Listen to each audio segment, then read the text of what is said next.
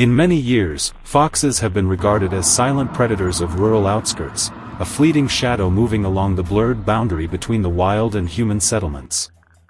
But as natural food sources become scarce, they begin to move closer to barns, organic waste bins, and areas marked by human activity. And once they discover a reliable food source, they will return, consistently, precisely, and with almost no mistakes.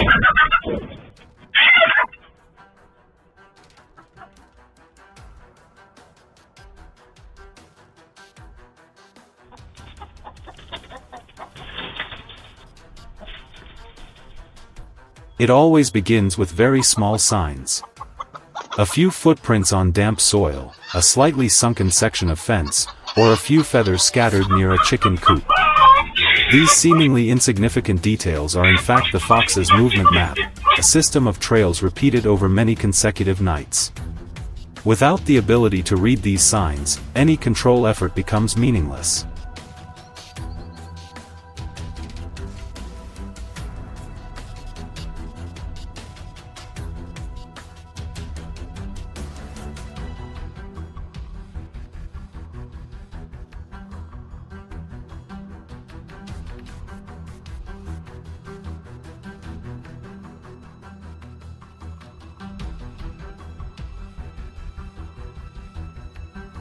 Unlike many other species, foxes do not act purely on instinct. They observe, remember, and learn. An area that was once safe will continue to be revisited.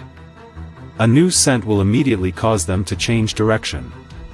For this reason, trapping cannot rely on luck. It must be the result of a continuous process of monitoring, analysis, and adjustment.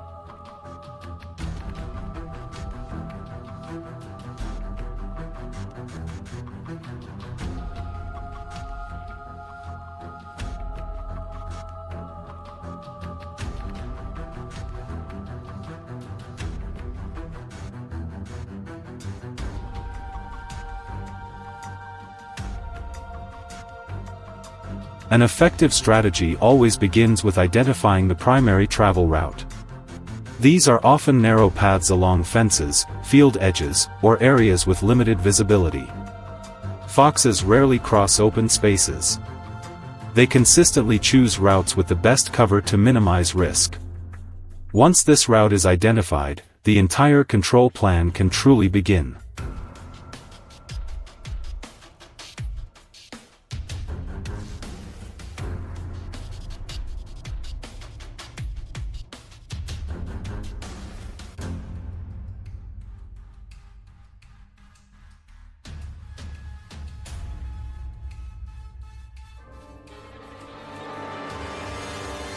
Instead of using large and easily noticeable trapping systems, the preferred method is to use compact devices placed directly along the travel route. The key factor is not size, but how well they blend into the surrounding environment. A well-camouflaged device that leaves no foreign scent and does not disturb the terrain will have a much higher success rate than rushed setups. Scent plays a decisive role. Foxes have an extremely sensitive sense of smell, and any unusual sign can make them alert. Therefore, scent control is an essential step that cannot be ignored. From bait selection and placement to minimizing human traces, every detail must be carefully calculated. Even a small mistake can cause the entire plan to fail.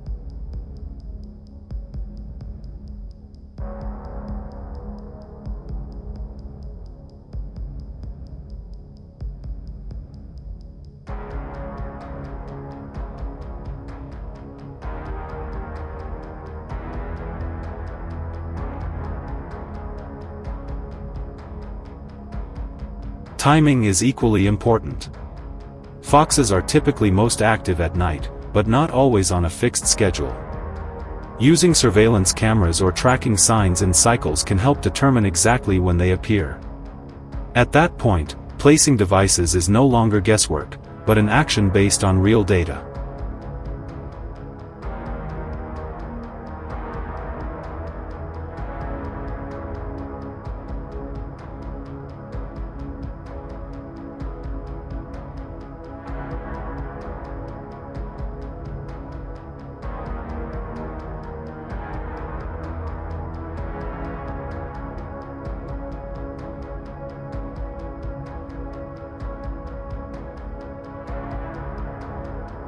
One of the most common mistakes is intervening too early.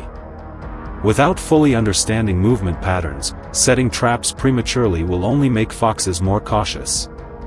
And once they detect danger, they will change routes or completely avoid the area for many days. This not only reduces effectiveness but also makes long-term control more difficult.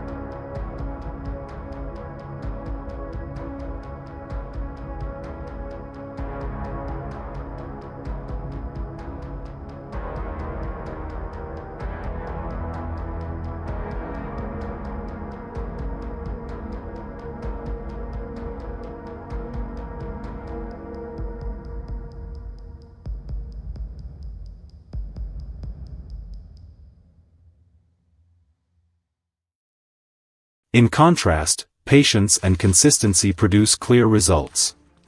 When all factors are properly prepared, from location and scent to timing, the device becomes almost a natural part of the environment. Foxes will approach without recognizing any sign of danger.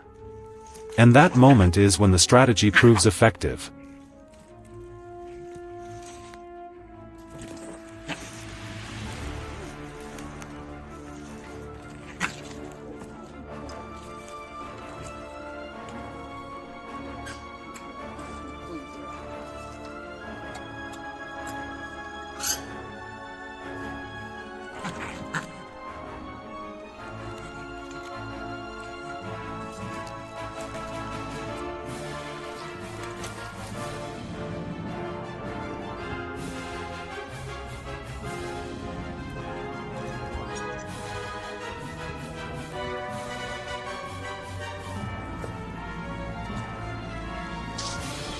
Ultimately, controlling foxes is not a single action, but an ongoing process. Each area has its own characteristics, and each group of foxes behaves differently. The key is not which trap is used, but how well one understands and adapts to the environment. When a strategy is properly developed, a foothold trap is no longer just a tool, but part of a proactive control system, helping protect livestock, crops, and the stability of the entire area.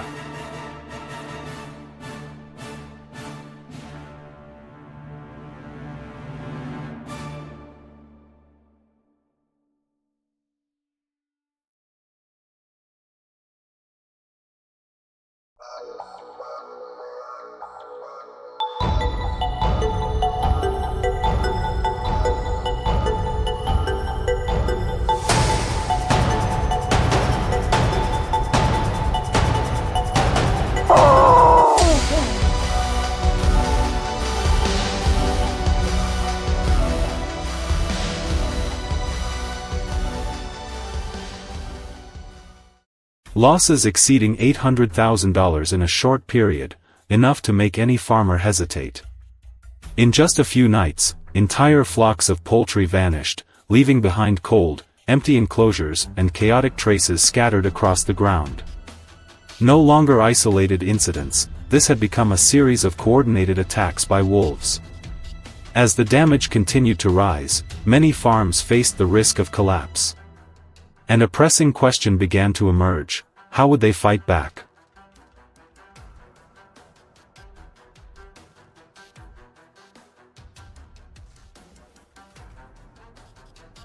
At first, everything seemed like a minor nuisance.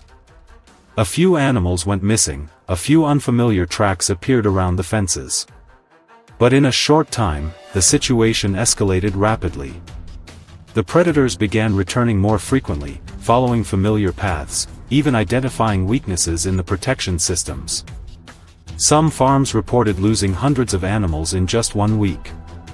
What was once a small issue had now turned into a full-blown crisis. Under mounting pressure, traditional defensive measures were immediately deployed. Fences were reinforced, protective nets were installed more densely, and warning devices were put into use. However, their effectiveness only lasted for a short time. The predators quickly adapted, changing their approach, even finding ways to bypass what seemed like the safest barriers. A true battle of wits began to take shape.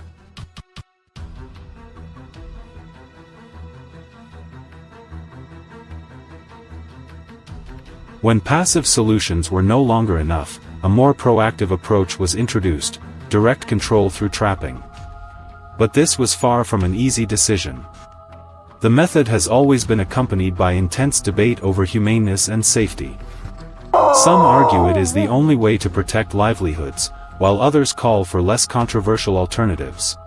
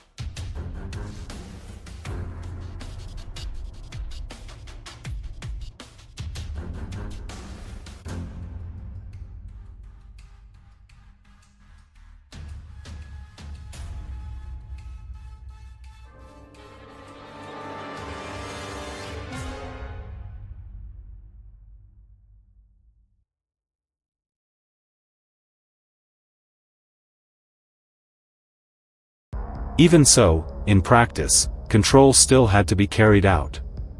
Experienced individuals began with observation.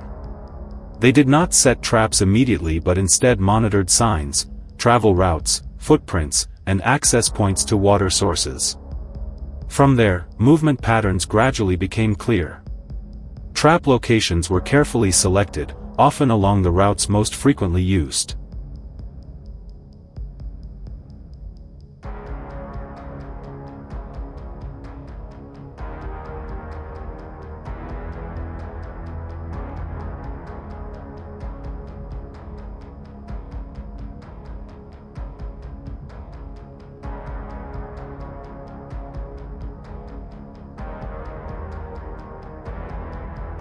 The setup process was carried out with high precision. Traps were treated to minimize foreign scent, then buried just beneath the surface to avoid detection. Anchoring stakes were driven deep to ensure stability. Bait was placed strategically, often combining strong scents with natural cues to increase attraction. Every detail was carefully calculated, as even a small mistake could cause the entire plan to fail.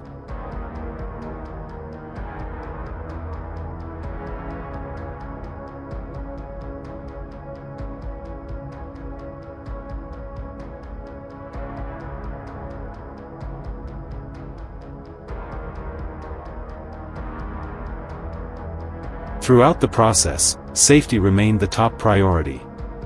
Operators had to approach from the right direction, use gloves, and minimize leaving human traces. After traps were activated, regular inspections were required according to regulations to avoid unnecessary risks. This was not just a control activity, but a process demanding discipline and high responsibility.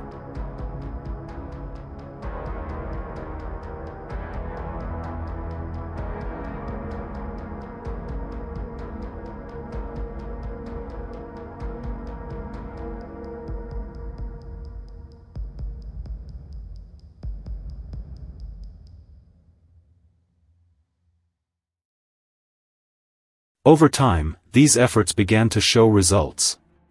The number of attacks gradually declined, and losses became more manageable. Some reports indicated a significant reduction in farm intrusions.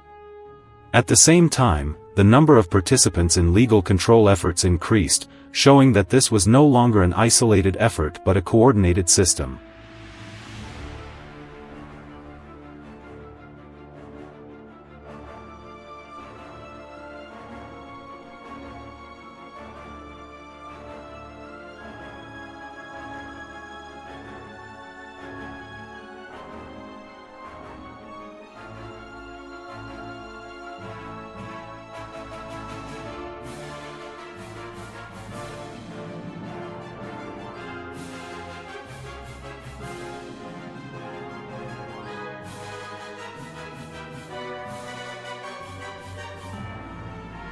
As environments continue to change and wildlife adapts more rapidly, every method will need to evolve.